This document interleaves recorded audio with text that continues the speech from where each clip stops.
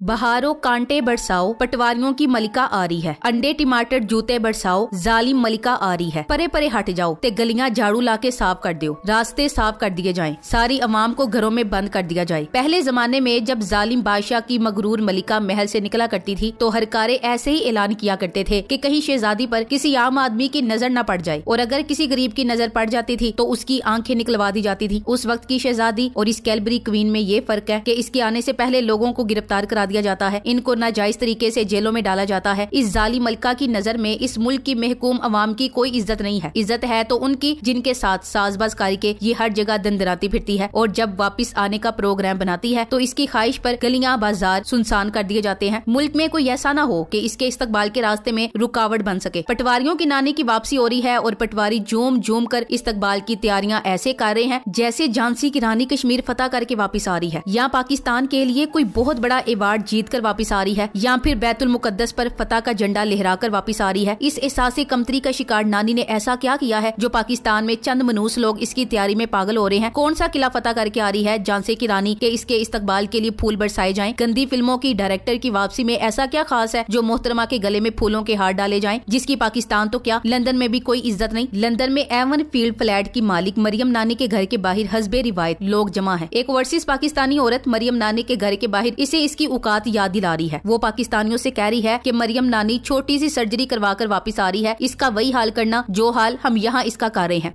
गंदी फिल्मों की डायरेक्टर जो है ये कल तशरीफ ला रही है पाकिस्तान, इसका बहुत अच्छा इस्तकबाल कीजिएगा, और हम हर दिन एवन फील्ड आएंगे, इनकी जिंदगी हराम करने के लिए आएंगे जिन्होंने हमारे मुल्क का पैसा लूटा है। इस खातून को शायद ये नहीं पता ये पाकिस्तान है, शरीफ और जरदारी खानदान का मफतूहा इलाका जहाँ इनकी राया रहती है। राया का क्या काम है कि वो बादशाहों के खिलाफ गर्दन ऊंची कर सके या इन्हें ललकार सके। यहाँ तो सारी मशीनरी और सारे सरकारी मुलाजिम इनकी खिदमत में पेश होंगे, इनकी हिफाजत के लिए इनके आगे पीछे दौड़े फिरेंगे। यहाँ किसी की मजाल नहीं कि दूर से इनकी तरफ इशारा भी कर सके या इनकी तरफ देखकर चोर का नारा बुलंद कर सके। ये हसरत लोग समाजी वेबसाइट पर पूरी करते हैं। इनसे जितनी नफरत का इजहार हो सोशल मीडिया पर ही कर देते हैं। एक था अरशद शरीफ, वो वतन वापस आया तो इसकी वापसी के लिए हर पाकिस्तानी ने अपना दिल और आंखें बिछा दी थी, रास्ते फूलों से भर दिए थे। इस औरत ने अरशद शरीफ की शहादत का केक काटा था और आज ये पाकिस्तान वापस आ रही है और इसके दलाल इसकी वापसी के लिए माहौल बना रहे हैं। जिस औरत की क्रेडिबिलिटी ये है कि वो एक मनी लॉन्डर और चोर की बेटी है, इससे ज्यादा इसके पास कोई काबिल फखर चीज नहीं जिसे दिखाकर लोगों के दिलों में जगह बना ले। लोगों के दिलों में जगह कैसे बना सकती है, वहाँ तो पहले से खान साहब रहते हैं। शरीफ खानदान भी क्या बागा हुआ खानदान है। मोहतरमा नानी साहिबा गंदी फिल्मों की डायरेक्टर साहिबा के इस्तकबाल के लिए कभी किसी को कत्ल कर दिया जाता है तो कभी किसी को गिरफ्तार कर लिया जाता है। यहाँ इस खानदान के पैसे के ऐसे ऐसे गुलाम मौजूद हैं जो रानी साहिबा की वापसी से पहले रानी साहिबा की ख्वाहिश पर खान साहब को गिरफ्तार करना चाहते थे ताकि मैडम के रास्ते की सारी रुकावटें दूर हो जाएं और वो सजा संवार कर तख्त पर बिठाई जा सकें। वैसे तो इस औरत की शक्ल देखकर ही पत्थर बरसाने को दिल चाहता है, मगर औरत होने का एहतराम करना पड़ता है। इसके भगोड़े बाप के लिए फवाद चौधरी ने अदालत में खड़े होकर कहा, गिरफ्तारियां मर्दों की ही होती हैं, वरना हेजड़े तो कमर दर्द और प्लेटों का बहाना बनाकर भाग जाते हैं। फवाद चौधरी की इस बात पर कमराए अदालत में कह के गूंज गए। फवाद चौधरी अपनी इन शरारत भरी बातों और जुगतों की वजह से ही इन लोगों की आंख में फोड़े की तरह दुखने लगे हैं। ऐसे संजीदा वक्त में ऐसी जुगत सिर्फ खान साहब के दीवान नहीं मार सकते हैं, वरना तो लोगों की छोटी सी सर्जरी पर दौड़े लग जाती हैं। बहादुर तो वो है जो बीमारी का बहाना बनाकर लंदन जा बैठा है। सारे गीदड़ खुद को शेर साबित करने में लगे हुए हैं। ये मक्कार लोमड़ी लंदन में जलील होने के बाद पाकिस्तान जलील होने जा रही है। लोग इसे कितनी नफरत करते हैं इसका अंदाजा कल के टॉप ट्रेंड्स देखकर हो जाएगा। झांसी की रानी के पल्ले पाकिस्तान की कोई खिदमत नहीं है और ना इसके पल्ले कोई जाती करतूत है जिसकी वजह से इस पर इस्तकबाली फूल बरसाए जाएं। ये ऐसी चोर है जो हर मौके पर पकड़ी जाती है। डान लीक्स में पकड़ी गई, जाली वोट में पकड़ी गई, कतरी खत में पकड़ी गई, जाली ऑडियो में पकड़ी गई, कैलबरी फोन में पकड़ी गई, राना शमीम खत में पकड़ी गई, लंदन तो क्या पाकिस्तान में भी कोई प्रॉपर्टी नहीं वाले झूठ में पकड़ी गई, पैसों से वोट खरीदते हुए पकड़ी गई और एक रोज कत्ल के इल्जाम में भी पकड़ी जाएगी। सैयद हैदर तस्नीम कहते हैं कि अरशद शरीफ का कत्ल इसी नानी की फरमाइश पर हुआ, वल्लाहु आलम, मगर पैसे ने इन लोगों से ईमान और डर खौफ छीन कर इनके अंदर सफाकत भर दी है। देखते जाएं, अगर सख्त सिक्योरिटी हिसार में बेगम सफदर अमान नानी ना आई तो इस्तकबाल वालहाना ही होगा।